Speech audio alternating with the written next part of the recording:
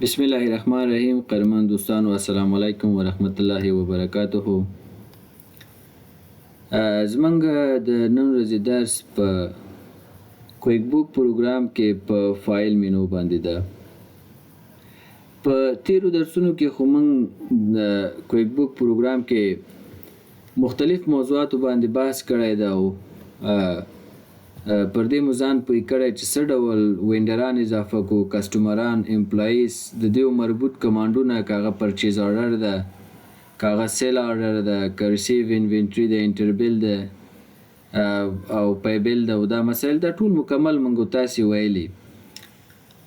خو د دې دپاره چې په دغه مینوګانو کې موږ سره اکثریت همدغه کمانډونه دي، خو ځینې کمانډونه چې موږ سره دلته نشته یا نو، نو د دې په خاطر باندې یو ریویو بیا هم په دې کوو. ځینې مهم کمانډونه چې دلته دي هغه موږ تاسې له دې مینوګانو څخه وایو او ځان پرې پوهوو. فایل مینو ته چې راغلم، نیو کمپنۍ څخه هدف دا دی چې اوس زه کومه کمپنۍ کې ساین ان یم، د ټیکنالوژي پروډکټس اینډ سروس کمپنۍ نومیږي. زه غواړم یو بل نوی کمپنۍ جوړ کړم ځان ته. نو د نوې کمپنۍ د جوړولو لپاره زه فایل ته راځم، نیو کمپنۍ باندې کلیک کوم، ګوري دغه زما موجوده کمپنۍ فایل ماته څنګه کېږي، کلوز کېږي. زه یې دغه صفحې ته راوستم. دا همغه صفحه ده چې کله موږ تاسې په لومړي ځل دلته کمپنۍ فایل ځان ته جوړ کړی و. بیا هم همغه قصه ده، ماته وایي چې دغه کمپنۍ فایل فار مای سیلف ځان دپاره جوړی که کوم بل چا ته جوړی، یا د بل چا په نمایندګۍ هغې ته یې جوړی. نو په دې خو موږ تیر درس کې خبرې کړې دي چې څه ډول کمپنۍ فایل جوړ کړو او عملاً مو کمپنۍ فایل هم جوړ کړی او بیا نو ضرورت نشته چې زه اوس دوباره بل کمپنۍ فایل جوړ کړم. ولی هدف دلته دا دی، زه به دا کلوز کوم بیرته او خپل دغه پروډکټس، ټیکنالوژي پروډکټس اینډ سروس کمپنۍ، دا کمپنۍ فایل به ځان ته اوپن کړم. نو پاسورډ به ورته ووهم چې زمونږ پاسورډ د دې کمپنۍ دغه دی او انټر به یې کړو. نو دلته هدف دا و چې فایل مینو کې موږ تاسې سره چې دلته نیو کمپنۍ دی، د نیو کمپنۍ څخه هدف هم دا دی چې موږ او تاسې دغه موجوده کمپنۍ لرې کوو او یو نوی کمپنۍ جوړو. دومه مسله نیو کمپنۍ فرام ایگزیسټینګ کمپنۍ فایل ده. دا موږ سره څه کار کوي؟ ګوري دغه کمپنۍ فایل خو ما یو جوړ کړی د ټیکنالوژي پروډکټس اینډ سروس کمپنۍ په نوم، بل د کازمیټکس په نوم باندې ما یو کمپنۍ فایل جوړ کړی او مختلف کمپنۍ فایلونه ما له مخکې نه جوړ کړي، یعنې 3 که 4 کمپنۍ فایلز ما جوړ کړي دي. نو ضرورت پیدا کېږي چې زه باید یو کمپنۍ فایل جوړ کړم، خو د موجوده کمپنۍ فایل څخه باید کاپي شي یا د هغې مطابق جوړ شي. نو فرض کړه دا ټیکنالوژي پروډکټس اینډ سروس کمپنۍ ده که نه، دغه کمپنۍ فایل ما جوړ کړی دی کې ما آیټمونه مې اضافه کړي، چارټ اف اکاونټس مې اضافه کړي دي، همدا ډول مختلف تغییرات ما پکې راوستلي، کوم اپشنونه زما په کار و هغه مې آن آف کړي دي. نو دې ته لیدلی د دې ته ورته یو بل کمپنۍ فایل زما په کار شو. نو زه بیا نیو کمپنۍ فایل ته نه راځم، زه ورته وایم چې نوی کمپنۍ فایل جوړوم، خو د دې کمپنۍ په رویت باندې جوړوم. ګورې زه نیو کمپنۍ فرام ایگزیسټینګ کمپنۍ فایل باندې کلیک کوم. نو دا ماته وایي سلیک ا کمپنۍ ټو کاپي فرام، وایي هغه کمپنۍ ته ماته وښایه، انتخاب یې کړه چې د هغې مطابق زه تا ته بله کمپنۍ جوړ کړم. فرض که اوس خو ټیکنالوژي پروډکټس اینډ سروس کمپنۍ دلته تیار انتخاب ده، که بل کوم کمپنۍ فایل او د هغې مطابق ته غواړې هماغې ته لیدلی، یعنې د هغې پسې چارټ اف اکاونټس به هم درته راځي، ایټم لس هر څه به درته اضافه کېږي. نو براوز ته راشي، هماغه کمپنۍ فایل ځان ته انتخاب کړه چې په هر ځای کې له تا سره ثبت وي. صحیح ده. زه لکه جهان کازمیټکس دی، زه دا اوپن کوم. چې کله مې اوپن کړ ورته وایم دغه کمپنۍ فایل چې ما جوړ کړی څه ډول چارټ اف اکاونټ لري او همدا ډول څه ډول سیټینګونه چې ما پکې کړي دي، هماغې ته لیدلی یو بل کمپنۍ فایل ماته جوړ کړه. دلته ورته نوم ورکوم، فرض که اعظم بابا پروډکټس کمپنۍ. صحیح ده. له دې وروسته چې کریټ کمپنۍ مې کړ، نو ما ته فوراً بل کمپنۍ جوړی. ګورې زه کریټ کمپنۍ کوم، وایي دا کمپنۍ ته چېرته ثبتوي؟ زه ورته وایم یاره دا هم ډیسکټاپ کې سیف کو، سیف وهم ورته.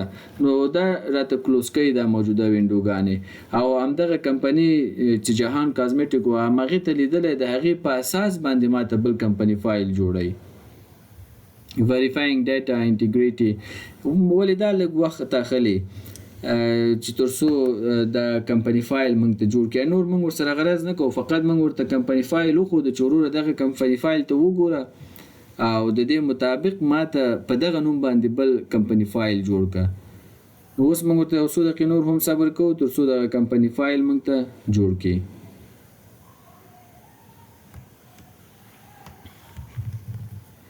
ګوري اعظم بابا پروډکټس کمپنی په نوم باندې موږ سره کمپنی فایل نږدې ده چې جوړ شي.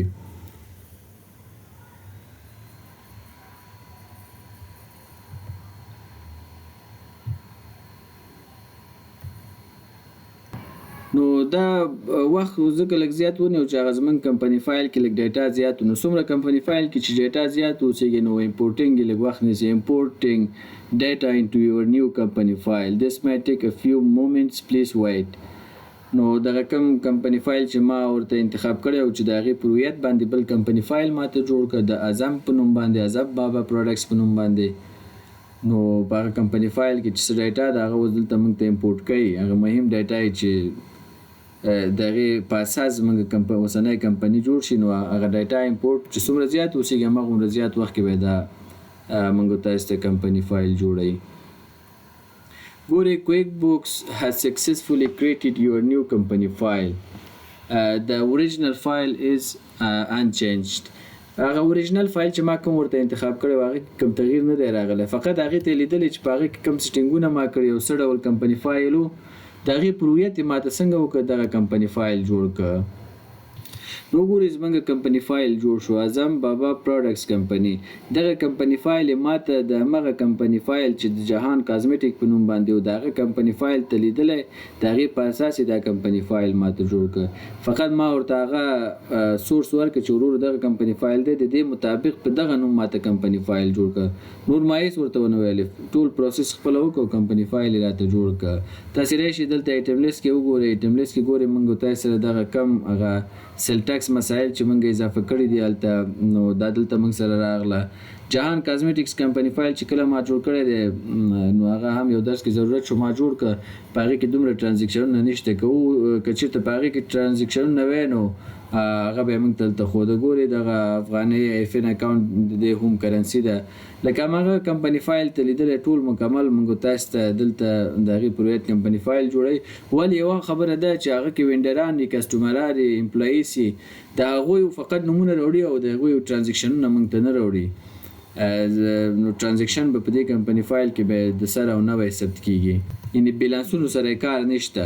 ته راشئ دلته ګورئ چارټ اف اکاونټ ته له دې ځایه به چارټ اف اکاونټ ته راشم. ګورئ دا هغه چارټ اف اکاونټ دی چې موږ هلته په همغه جهان کازمیټکس په نوم باندې کوم کمپنی فایل چې و هلته موږ جوړ کړی و نو د هغې مطابق همغه چارټ اف اکاونټ یې موږ ته جوړ کړی او راوړی ده.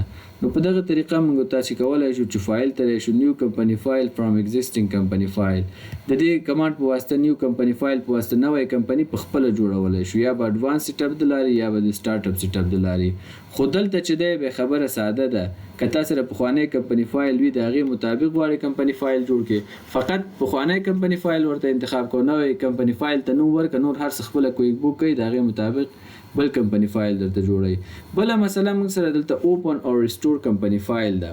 ګورئ چې کله زه دې باندې کلیک وکړم دلته څو خبرې دي. یو اوپن کمپنی فایل، اوس ما سره دا کمپنی فایل اوپن دی، که بل اوپن کول غواړئ نو دا اپشن انتخاب کړئ. ریسټور ا بیک اپ کاپي، که چېرته تا د کوم کمپنی فایل بیک اپ اخیستلی اوسي نو ته کولی شي هغه دلته څنګه کې ریسټور کړي یا ریسټور ا پورټیبل فایل وکړي.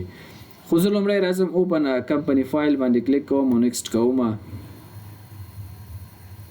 دا کمپنی مکمل اوس ماته بندوي اعظم په نوم باندې چې ده. ماته وایي کومه کمپنی غواړې چې اوپن کړي. زه ورته وایم یاره دغه د ټیکنالوژي پروډکټس په نوم باندې چې کومه کمپنی ده دا راته اوپن کړه. نو وایي پاسورډ دې راته راکړه. زه ورته وایم چې پاسورډ دې دا ده او انټر کوم.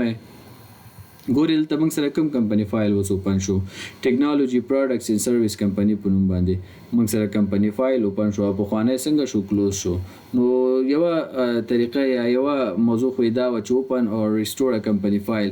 اوس خبره په ریسټور کې د دې لپاره چې موږ تاسې یو کمپنی فایل ریسټور کو نو لومړی خو باید موږ تاسو سره د کمپنی فایل هغه بیک اپ اوسېږي. د بیک اپ د اخیستلو لپاره به تاسو راشي بیک اپ کمپنی ته ګوري، بیک اپ کمپنی او لدې څخه وروسته کریټ لوکل بیک اپ باندې کلیک کوو. صحیح دی. اوس ماته وایي دغه بیک اپ چې تا اخلي آنلاین بیک اپ اخلي که لوکل بیک اپ اخلي. اوس خو ما چون آنلاین سره کار نشته زه لوکل بیک اپ اخلم، دا ورته انتخابوم او نیکسټ کوم. چې کله مې نیکسټ که ماته وایي tell us where to save your backup copies، نو زه براوز ته راځم ورته وایم داسې کار وکړه چې دغه بیک اپ ماته په همدغه سی ډرایو کې سیف کړي یا ډي ډرایو کې سیف کړي، یو ځای ورته وټاکه. زه به ورته دغه کمپریسډ فایل انتخاب کوم، دا به ورته وکړي کوم، ورته وایم دلته یې ماته سیف کړه. لیمیټ د نمبر آف بیک اپ کاپیز، څو دانې کاپیانې درته سیف کړي، زه ورته وایم 3 نه 4.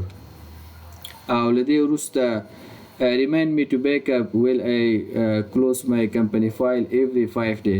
هر 15 ورځې بعد ماته یو نوټیفیکیشن راکړه چې زه خپل دغه کمپنی فایل څنګه کوم بیک اپ کوم. او دلته موږ سره بل مسله کمپلیټ ویریفیکیشن ده، کویکر ویریفیکیشن ده او نو ویریفیکیشن ده. نو دلته چون کمپلیټ ویریفیکیشن ته ضرورت ده، من کمپلیټ ویریفیکیشن ورته انتخابو. د بیک اپ څخه هدف دا د ګوري زما دغه اوس دغه کمپنی فایل کې چې ساين نه ټیکنالوژي پروډکټس ان سرویس کمپنی په دې کې فرض کوم ډېر ټرانزیکشنونه ریکارډ کړي، ډېر ډاټا د زمونږ په دغه کې ډېر حساب کتاب ده. نو یو څوک راځي دغه کمپنی فایل ته ځنې وینډران ډیلیټي یا ځنې کسټمران ډیلیټي، ځنې ټرمز چې موږ د کې ځان ته ټاکلي هغه کې لاسوهنه کوي، نو هر څه حسابونه ګډوډوي. نو په دې خاطر باندې لازمه دا د حل لارې دا ده چې تاسو باید خپل کمپنی فایل هر مازدیګر یا هفته کې یو وار بیک اپ له ځان سره واخلئ او وساتئ. که چیرته دغسې مشکلات راځي نو هغه بیک اپ بیرته ریسټور کړئ، ستاسې هر څه خپل نارمل حالت ته راځي. نو زه ورته وایم همدغه کمپنی فایل ما سره څنګه که ټیکنالوژي پروډکټس ان سرویس کمپنی دا سره بیک اپ کوم او change location. You have told us to save backup copies to the same hard. location یې وایي change که زه به راشم location به ورته change کوم، زه ورته وایم چې دغه ډي ډرایو کې دا ماته سیف که. صحیح ده، ډي ډرایو کې ماته سیف که اوکې کوم، چې کله مې اوکې که بیا هم اوکې کوم او له دې وروسته یې نیکسټ کوم. ګورې دلته موږ سره یو بل میسیج هم راکوي. دې میسیج کې موږ ته وایي when do you want to save your backup copy, save it now. وسې غواړئ سیف کې، save it now and schedule future backups. only schedule future backups. نه زه ورته وایم save it now. دغه کوم بیک اپ چې زه غواړم راتلونکي دپاره نه بلکې همدا اوس غواړم چې دا بیک اپ شي، نیکسټ کوم. چې کله مې نیکسټ کړ نو بیا هم ماته وایي چې فایل نیم دې څه دی، نو دا فایل نیم موږ سره همدغه شته، که څه تغیرات پکې راولئ نو راوله، نه زه تغیرات پکې نه راولم، یو وارې ګورم چې د څه په نوم ده، ټیکنالوژي پروډکټس ان سرویس کمپنی، او دلته موږ ته لیکلی هم دی چې دا بیک اپ ده. ګورئ بیک اپ او د بیک اپ تاریخ یې موږ ته لیکلی ده، بیک اپ جون 14 په دغه عمره ساعت باندې دا بیک اپ داخلي. بیخي صحیح ده. دا څنګه کوو؟ راځو بیا هم د پی سی ته او ډي ډرایو ته راځو او ډي ډرایو اوپن کوو او فرض کړه دلته زه وایم چې دا په همدغه ډي ډرایو کې سیف کړه. ګورئ اوس به ورته لږ صبر وکړو تر څو موږ ته دغه بیک اپ د دغې کمپنۍ واخیستل شي.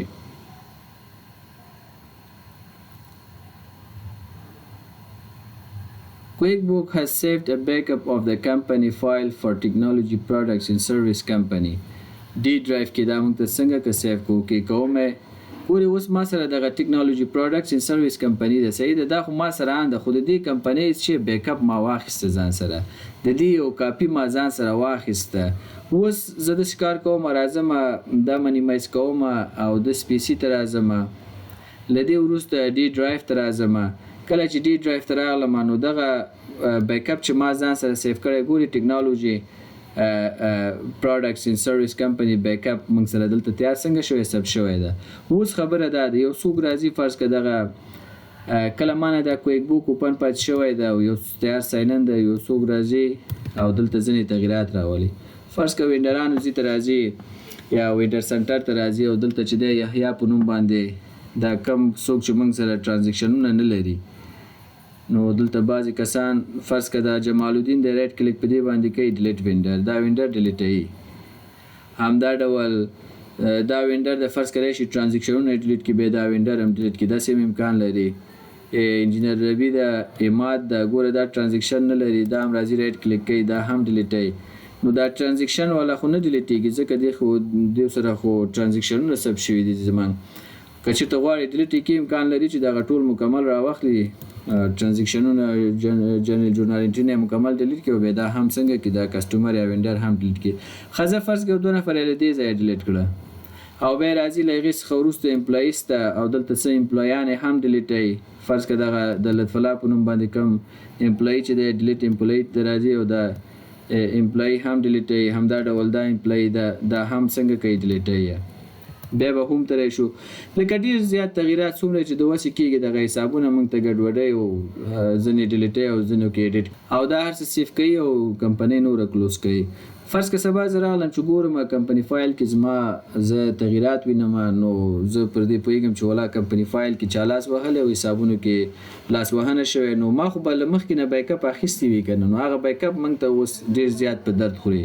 نو زه اوس راځم فایل ته چې کله فایل ته راغلم اوپن او ریسټور کمپنی فایل نه اوس خو خبره د اوپن نه وتلی اوس زه ریسټور ته ضرورت لرم دا ورته انتخابوم ریسټور ا بیک اپ کاپي او نیکسټ کوم چې کله مې نیکسټ کوي آنلاین بیک اپ دی اخیسته او که لوکل بیک اپ ما خو لوکل بیک اپ اخیسته او دا ورته نیکسټ کوم او بیا راځم وایي دا بیک اپ چې تا اخیستی او هغه دې چېرته سیف کړی دی نو دغه دی موږ سره صحیح دی ټیکنالوژي پروډکټس ان سروس کمپنی بیک اپ په 14 د جون موږ اخیستی همدا ورته انتخابوم او دا څنګه کوم اوپن کوم او بیا څنګه کوم نیکسټ کوم او له دې وروسته بیا هم سیف کوم او یس کوم چې کله مې یس که ګورې ورته زه صبر کوم دا ماته موجوده وینډوګانې بندوي او د هغې څخه وروسته ماته میسج راکړي ګورې په دې میسج کې ماته وایي اوپن او ریسټور کمپنی فایل ویر ډو یو وانټ ټو ریسټور د کمپنی فایل دا ورته بیا هم نیکسټ کوم چې کله مې وایي دغه کمپنی فایل بیا ځان سره په یو نوی نوم باندې ثبت کړه نو ټیکنالوژي پروډکټس ان سروس کمپنی په نوم باندې دا څه تغییرات پکې راولې نو کولی شي زه ورته دلته لیکم چې یو څه ورسره اضافه کوم